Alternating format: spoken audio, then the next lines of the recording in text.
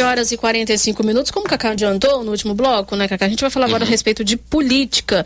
Política local é um assunto que interessa muitas pessoas e também a conjuntura nacional. E a gente recebe aqui no estúdio o Darlan Campos. Darlan, que é consultor em marketing político. Nosso colaborador aqui também sempre está nos ajudando, né, Darlan? Esteve com a gente nas eleições passadas. Se Deus quiser, nas eleições do ano que vem também. E esse cenário político, eleitoral no Espírito Santo. Darlan, primeiramente, muito obrigada em atender a Band News. Eu que agradeço o convite, bom dia a todos. Um cenário diferente, no qual nós vamos ter aí um ambiente eleitoral talvez que se aproxime com a eleição de 89, né? Então pensando no cenário nacional, né, pensando no cenário nacional, uma dúzia de candidatos, muitas candidaturas, um voto muito pulverizado e uma disputa ideológica bem forte ali naquele sentido, né? Acho que é importante a gente, nessa análise de conjuntura, dividir dois elementos: os atores e a própria conjuntura. Fala-se muito, eu tenho escutado muito essa pergunta: qual será o papel do Novo em 2018? Essa é uma pergunta. Essa insatisfação da população, ela vai se converter em novidades nas urnas? Então, se a gente compara, por exemplo, aqui a Assembleia Estadual, nós tivemos 14 novos entrantes na última eleição, para deputado estadual. Mas apenas 2 não estavam em cargos, em outros cargos. Não estavam na política, digamos. Ex-prefeitos, né? Que é o caso do Amário e do Magés. Todos os outros ou eram ex-prefeitos ou estavam em outros cargos, eram vereadores, foram ex-deputados e perderam a eleição. Então, a gente precisa colocar esse novo em um espaço, né? O novo não significa necessariamente alguém totalmente fora da política. E aí a eleição de 2016 trouxe esse elemento, né? Se a gente pegar, por exemplo, a eleição de Dória, ela demonstra o quanto a estrutura tradicional do PSDB foi fundamental para a eleição de um novo nome, que estava na política há muito tempo, né? Mas que foi apresentado como novo. Então, esse novo a gente tem que colocar ele em suspeita até que ponto ele vai ser colocado. Agora, Darlan, deixa eu voltar primeiro na sua comparação que você fez, em relação à eleição de 89. Você não acha que uma diferença fundamental é que em 89 você tinha uma série de figuras com um histórico de política muito forte, quer dizer, eram lideranças muito fortes, né? Você tinha Ulisses Guimarães, você tinha Mário Covas, Leonel Brizola, Lula, o Collor era o novo, né? Mas do outro lado você tinha, não vou entrar aqui no mérito, mas você tinha o Paulo Maluf, né? Enfim, você tinha representantes que eram lideranças, digamos, pesadas das suas áreas. E hoje eu acho que há uma ausência de lideranças, exatamente por isso que nós temos aí uma confrontação entre o Lula, né, que é uma liderança de esquerda desgastada, mas ainda assim bastante forte, e o Bolsonaro, que é uma liderança que não é muito liderança, ele é mais um representante de ideias do que uma liderança. Você não acha que há uma ausência de liderança muito forte no país hoje?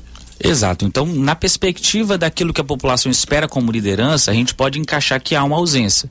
Mas temos que lembrar que dos nomes nós temos aí Marina, que tem aí 2 eleições já presidenciais saindo com pelo menos 20 milhões de votos, o que não é pouco, né? Você tem um Ciro Gomes que já foi candidato a presidente, ministro, governador, prefeito. Então você tem também alguns outros atores que também têm uma musculatura, talvez não para incomodar. E aí essa é uma perspectiva importante, que o cenário para 2018 ainda está aberto, né? Um elemento importante vai ser até que ponto o presidente Temer vai ter a capacidade de influenciar a eleição. Então a gente, nas eleições americanas, tem uma expressão que eles usam de pato morto. Sim. Que é o presidente em final de mandato que não consegue influenciar. Pato manco. Pato manco, morto, né? Que não consegue influenciar ao seu sucessor, né? Então, ainda há que se esperar até que ponto o Temer vai ter essa capacidade, né?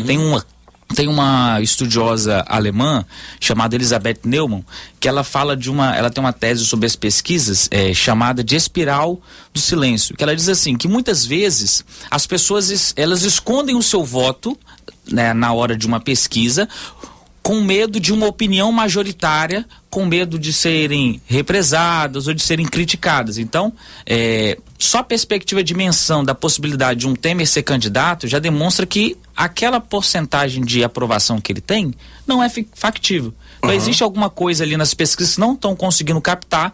Então talvez agora no primeiro semestre de 2016 vai ser possível saber se o Temer vai ter uma capacidade de influenciar ou não as eleições de 2018. Você acha que essa teoria que você acabou de citar, ela ajuda a explicar, por exemplo, o fato de muitas das últimas eleições elas terem sido decididas nos últimos dias, algumas nas últimas horas?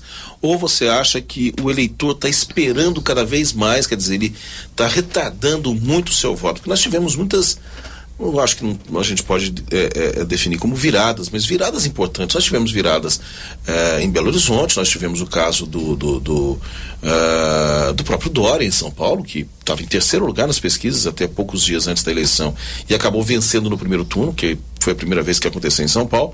Nós tivemos o caso no primeiro turno da eleição presidencial, em que o Aécio também estava em terceiro e ultrapassou a Marina nos últimos dias.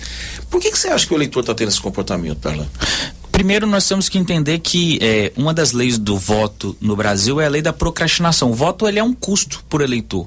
Então, a gente costuma dizer que numa eleição majoritária, na última semana você tem ainda 20% dos votos à disposição. Ou seja, eleitores indecisos que deixam para a última hora a sua decisão de voto. No caso de cargos legislativos, esse percentual pode chegar a 40% dos votos ainda disponíveis. Por isso que a reta final de campanha ela é fundamental. Você prepara toda a campanha para chegar na reta final em condição de saltar à frente. É curioso isso. A última pesquisa do Datafolha a gente citou aqui, se você juntar o número de pessoas que dizem não ter candidato com aquelas que estão dispostas a votar em branco ou em nulo, você está chegando a 69%, é o número da última pesquisa do Datafolha.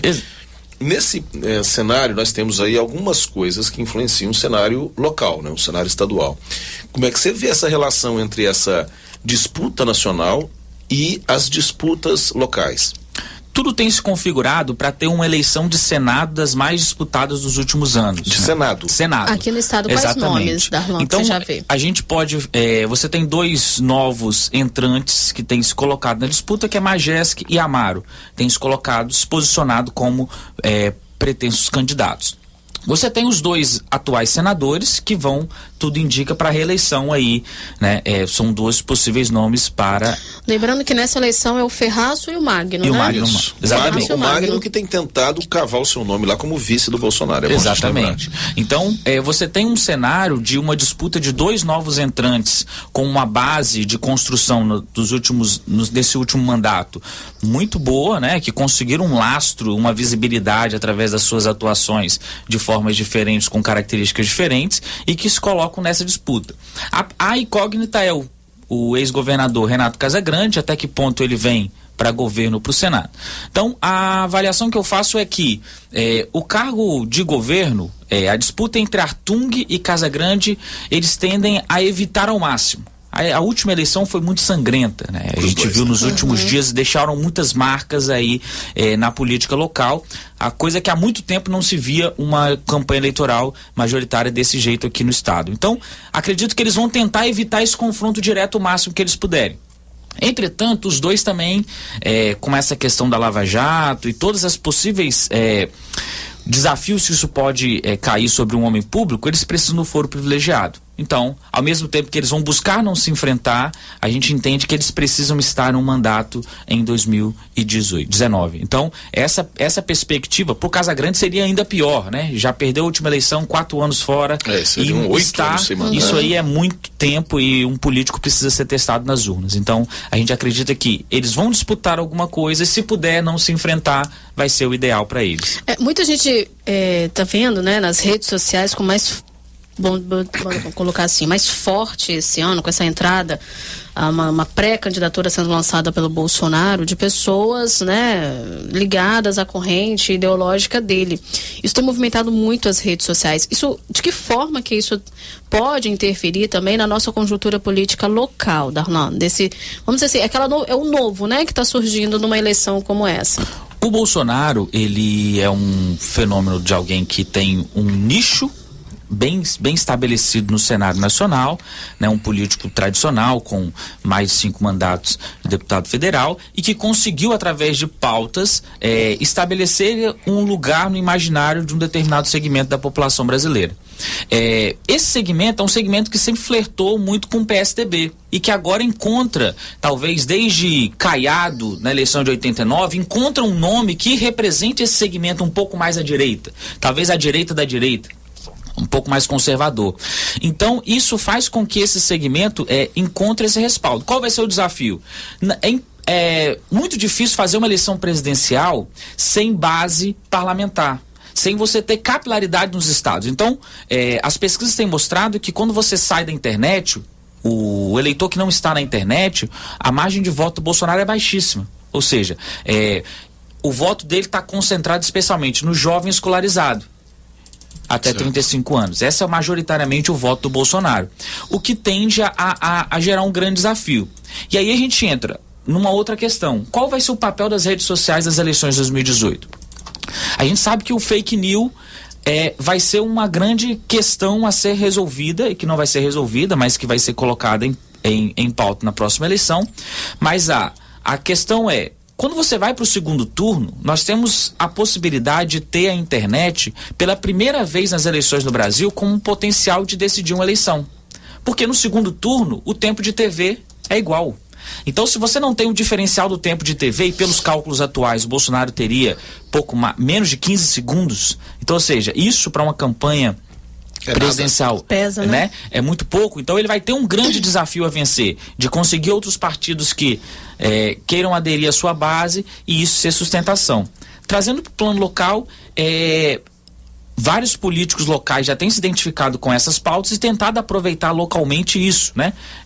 Especialmente aí o senador Magno Malta e o Manato também, o deputado federal Manato é outro que tem tentado se aproveitar. Então, são tentativas de um eleitorado que ele tem aqui também no estado, né? Historicamente, o Espírito Santo não é um eleitor petista.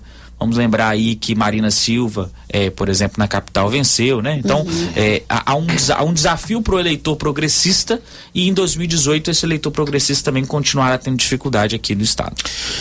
Eu fiquei, de certa forma, impressionado numa conversa que eu tive recentemente com jornalistas de Brasília e também, de certa forma, eu vou contar aqui um episódio que é muito curioso, que é o seguinte. Nessa conversa, um dos meus amigos de Brasília soltou a seguinte frase, falou assim: olha, eu não sei exatamente quem é que vai ganhar a eleição não, mas eu acho que eu vou consultar em janeiro, fevereiro, 2 figuras fundamentais, Renan Calheiros e Romero Jucá, porque a capacidade que esses caras têm de antever o futuro e já ir se aninhando com quem vai ganhar a eleição é impressionante. Eu me lembrei disso porque na última segunda-feira saiu uma entrevista do Romero Jucá e ele, de certa forma, começou a defender uma tese que também foi defendida nesse grupo de jornalistas, que é a seguinte: para minha surpresa, e aqui não vai nenhuma opinião pessoal, e aliás, a opinião pessoal já está na minha surpresa. Eles diziam o seguinte, que nesse cenário conturbado que nós vivemos e de polarização muito forte que nós temos, há uma aposta em Brasília num crescimento do Geraldo Alckmin, pelo fato de ser de centro, pelo fato de estar num grande partido e pelo fato de ter uma experiência de 20 anos de administração pública lá em São Paulo. Como é que você vê uma informação como essa, Darlan? Eu tô confessando aqui que eu fiquei surpreso nessa conversa. O que você acha disso, hein? O PSDB, o que a gente percebe no cenário nacional vai ser: as esquerdas terão muita dificuldade. Então, mesmo que o PT tem muita probabilidade de levar um nome ao segundo turno, seja o Lula judicializando o seu processo até o final, uma candidatura sob júdice, porque historicamente o PT consegue os seus 25% a 30% dos votos, desde 89. Então, quem conseguir 25% a 30% está no segundo turno pela eleição polarizada que vai ser. Então, o PT tem muitas condições. Porém, no segundo turno você precisa de maioria. E esse vai ser o desafio com a grande rejeição que o PT tem.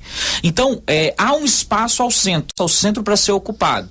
Essa eleição, o cenário é de um processo no qual essa centro-direita ocupa esse espaço. O Alckmin está tentando ocupar esse espaço, ainda não está. Então ele vai precisar tirar voto do Bolsonaro, ele vai precisar flertar um pouco mais nessa dimensão. Ele tem tentado isso a partir, e utilizado as redes sociais para isso, se mostrando um antipetista. Então aquilo que o Dória fez para crescer. Em grande parte, se crescer, ele tem feito agora nesse momento. Então, é uma tentativa, é um nome já consolidado e que agora, até que ponto eles vão conseguir também solucionar os problemas internos do partido? Porque a gente sabe que houve um racha dentro do PSDB e agora há os desafios internos. Agora, eles estão tentando esse posicionamento. Então, o slogan que ele tem até utilizado nessa pré-campanha é preparado para o Brasil. Está no seu site, todas as suas redes sociais, ele tem utilizado esse mote, tentando se apresentar como um nome preparado. Esse vai ser o desafio. Cabe um nome novo? Há espaço para um nome de centro. Se esse nome vai aparecer, aí a gente vai ter que aguardar até um pouco mais para frente. Eu só ia concluir perguntando a respeito, já que a gente está falando da possibilidade de ter um nome novo, de como você vê, Darlan, a possibilidade, por exemplo, de Joaquim Barbosa ser candidato. Joaquim Barbosa está adiando, ele não tem dito nem sim nem não. Agora ele adiou para algo, se não me engano, antes do carnaval, depois do carnaval, enfim, ele tem enrolado os partidos que eu tenho procurado e não tem definido. Mas ele não tem dito não, quer dizer, ele não tem se negado como ele já se negou anteriormente. Como é que você vê isso? Você acha que há espaço para Joaquim Barbosa? A estrutura, tanto legal quanto partidária do Brasil, ela é uma estrutura que dificulta a entrada de novos nomes. Então, se a gente só faz, para dar um exemplo, no primeiro trimestre agora de 2017, o PT recebeu cerca de 24 milhões de fundo partidário. O Novo recebeu apenas 300 mil. O Novo não tem nenhum deputado federal. Então, a estrutura legal brasileira ela é feita para dificultar a entrada de novos atores. Ponto. Até que ponto Joaquim Barbosa vai ter tempo para trabalhar um nome nacionalmente? Já é razoavelmente conhecido, especialmente das classes A, B, mas e a classe C, D e E, que é a grande massa majoritária brasileira. Então, esse vai ser o desafio. Esse nome novo, ele precisa de uma estrutura partidária tradicional que dê capilaridade ao seu nome. O PSB vai precisar fazer alianças para isso. Se vai ter condições de fazer, essa é a grande pergunta que fica aí para a gente responder nos próximos meses. Darlan, muito obrigada mais uma vez por sua análise, seu bate-papo aqui, sempre muito claro com a gente. Muito obrigado, Darlan.